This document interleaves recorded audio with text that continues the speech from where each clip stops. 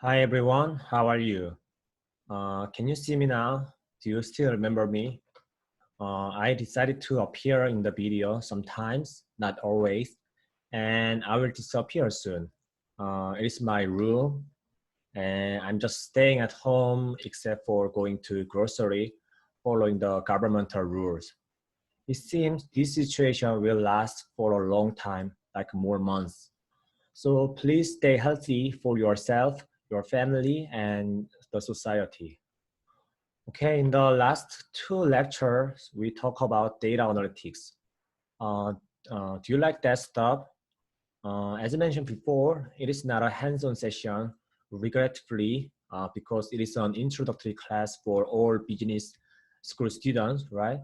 But the conceptual knowledge you learn from the lecture will ultimately help you when you talk with your future boss, interviewer, data scientist, and customer, right? Also, it will be helpful when you start learning the real hands-on skill of the data analytics, right? Okay, then I will turn on the video. So today we are going to cover the concept of database management, and it is more from the management aspect rather than the analytic approach. Do you still remember the difference between data and information? Data by itself is not very useful, right? It is only after the data has been processed, summarized, and organized that it becomes useful for decision makers and knowledge workers. Processed data becomes information, which is often made available to users in the form of reports or graphical display, right? And then database is organized collection of logically related data. And metadata here, we will talk about this in more detail later, shortly.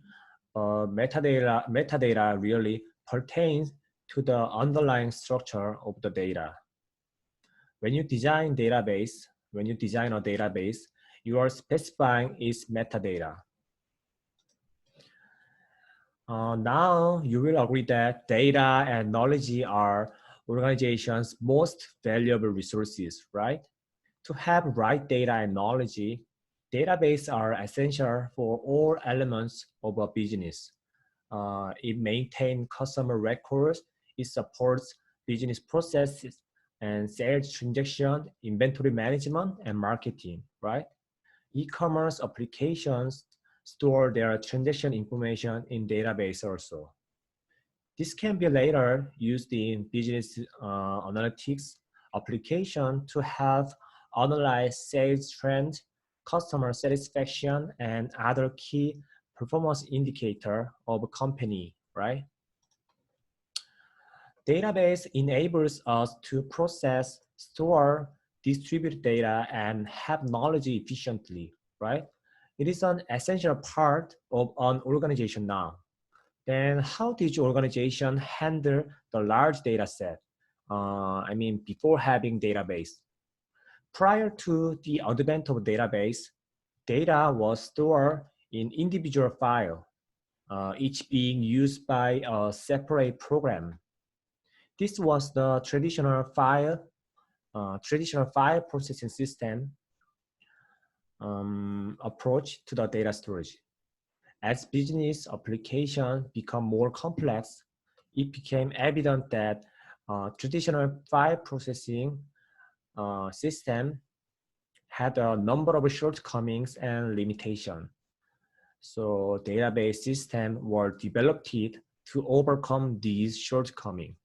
So you can see the list of shortcomings, but I prepare some figure for your understanding. Please picture that in an organization, each department, like an order department, accounting department, payroll department, has its own program or system rather than the organization having a centralized data center. It will cause duplication of data, limited data sharing, and excessive program maintenance. Look at the figure. Note two different files containing inventory data. One is used for order filling system, and the other for invoicing. This duplication is wasteful because it requires additional storage space and increase efforts to keep all files up to date. Data format may be inconsistent, data values may not agree, or both. Reliable metadata is very difficult to establish in file processing system. The customer master file is used in the order filling filing system and the invoicing system. Suppose it is decided to change the customer address field length in the records in this file from 30 to 40 characters. The file description in each program that are affected would have to be modified. It is often difficult to even locate all programs affected by such changes, right? So database systems were developed to overcome these shortcomings. And the database management system, shortened to DBMS, is a software system that is used to create, maintain, and provide controlled access to user database. Most current DBMS are in the form of relational database, which represent data as a collection of tables in which all data relationships are represented by common values in related table as shown in the figure, right? Note that because all the data is shared in a central database, there is no longer the need for separate systems and programs to maintain their own copy of the data. This reduces duplication and increase integrity. The database approach basically overcomes the problems caused by using the file processing system. You can look up the table. When designing a database, it is essential to first create a data model. Data model specifies what data will be in the database and how they will be represented. And then the most famous example is entity relationship diagram, shortened to ERD diagram. ERD. It is a graphical representation of data requirements for a database. There are three main components in ERD. The first is entity. Entity is known form describing a person, place, object, event, or concept. And the entity is composed of attributes. Attributes are about information such as property, facts. You need to describe each table. Relationships are about how tables are linked together. Mainly, there are three types of relationship used: one-to-one, one-to-many, and many-to-many. Look at the ERD. It represents the data requirement for a database. We can see student entity, course entity, instructor entity, right? Class and other entities, right? Here, class, section, professor, seat.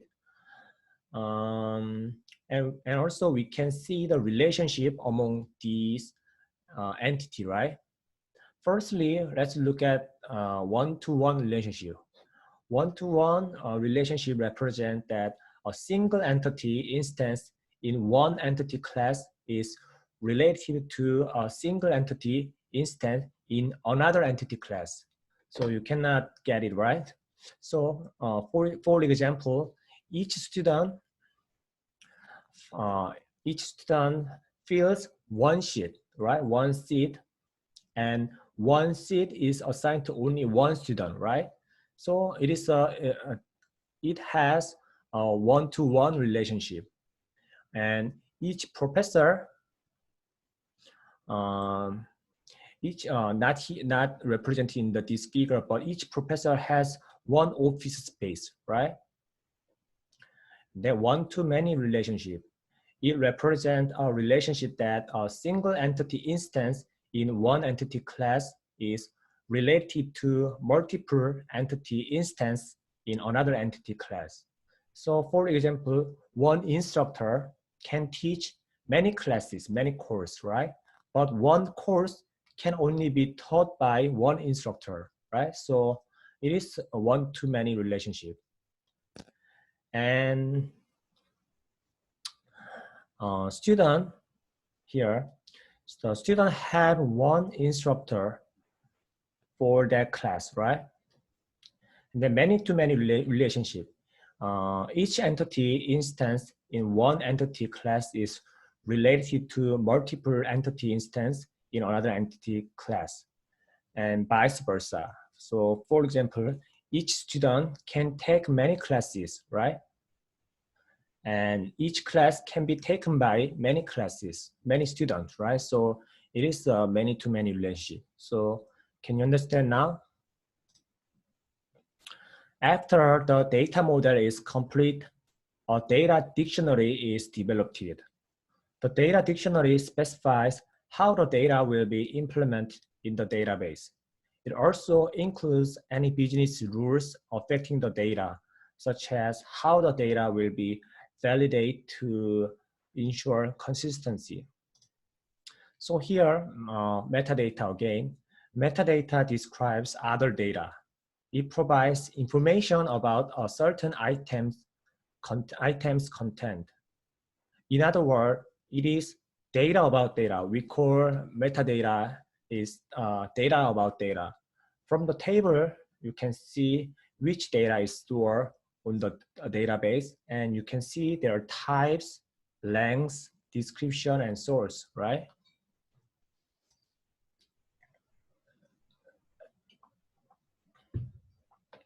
And there are components of the database environment.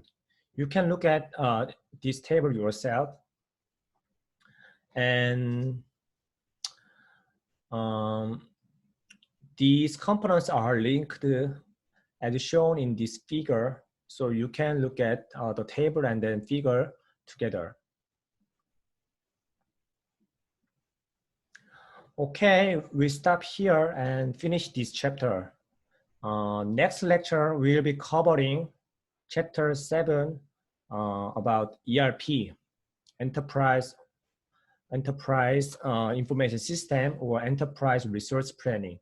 And do not forget to complete the quiz. Thank you and have a good day.